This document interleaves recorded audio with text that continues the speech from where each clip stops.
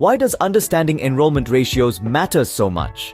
This question often pops up in discussions around educational policies and development strategies. Today we will delve into enrollment ratios, breaking down the various types and their significance. National Education Policy 2020 targets have been set to achieve 100% gross enrollment ratio in preschool to secondary level by 2030 and 50% increase in higher education enrollment by 2035. Enrollment ratios are calculated at different levels of school education, such as primary, upper primary, secondary, and higher secondary levels. Understanding the basic concept of enrollment ratio is crucial for assessing the state of education in a district, state, or country. Therefore, it is better to calculate the enrollment ratio at all the disaggregated levels such as block, district, state, and the national level. Enrollment ratio presents participation of children of an age group in the corresponding levels of education. Enrollment ratios must be calculated separately for boys and girls, disadvantaged population such as the scheduled castes, scheduled tribes, and minority population, as well as in the rural and urban areas. UNESCO technical guidelines may be referred for more details. The enrollment and corresponding clientele population in a year are required to calculate the enrollment ratio. Populations in the age group 6 to 10 years, 11 to 13 years, 14 to 15 years, and 16 to 17 years correspond to primary, upper primary, secondary, and higher secondary levels of education. Though enrollment is available through the UDICE Plus over a period of time, the clientele child population is not readily available. However, using the projected child population from official sources is always better. If not available, the attempt must be made to project the child population, for which the methodology suggested by Professor Arun C Mehta, made available on his website educationforallinindia.com, may be referred.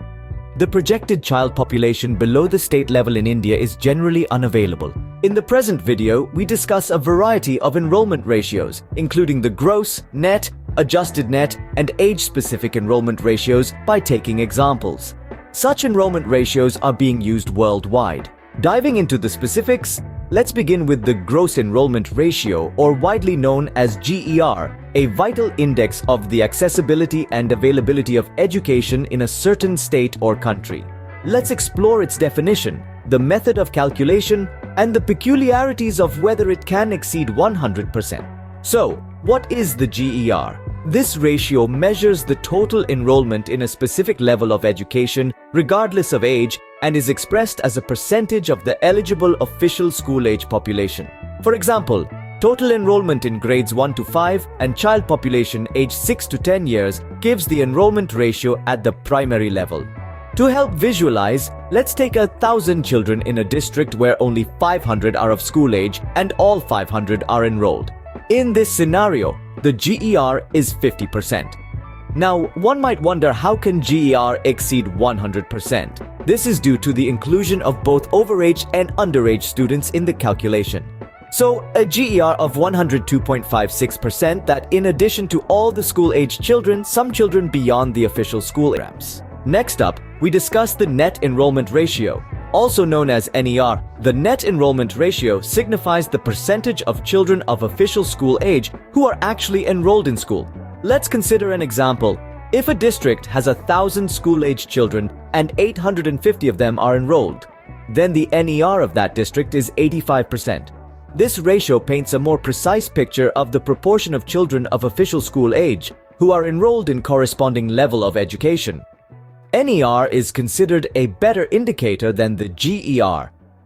However, one may point out that though children are very much in the system, but because of definition of NER, a few of them are not considered in calculation. Moving on, we have the age-specific enrollment ratio. This is the percentage of children in a specific age group that are enrolled in school irrespective of grades. Let's take an example of 6-year-old children. If there are 500 in a district and only 300 are enrolled in schools, the age-specific enrollment ratio is 60%. Similarly, if there are 2,000 10-year-olds in a district and 1,500 of them are enrolled in school, the age-specific enrollment ratio of age 10 is 75%. This ratio provides a detailed view of enrollment patterns and can highlight specific age groups like 6-year-olds or 10-year-old that may be missing out on education. Children of single age or age groups currently not enrolled are considered out of school. Finally, let's look at the Adjusted Net Enrollment Ratio, abbreviated as Adjusted NER. This ratio used to calculate the percentage of official school-age children who are enrolled in the grade they should be in, based on their age or a grade above. For instance, if a district consists of 50,000 school-age children and 45,000 of them are enrolled in either the grade level that aligns with their age or one grade above, the adjusted NER of this district is 90%. This ratio serves as an essential tool to detect the frequency of enrollment of students who are either too young or too old for their grade.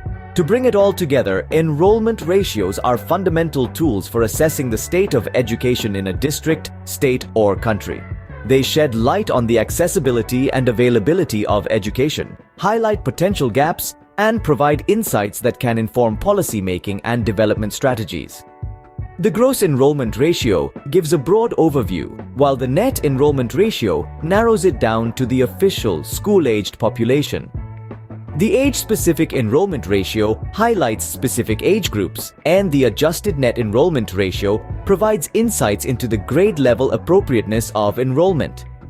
So, understanding enrollment ratios isn't just about crunching numbers, it's about making sure every child has the chance to learn, grow, and thrive. It's about laying the groundwork for a brighter, more equitable future, because every child deserves an education, and these ratios are key to making that a reality.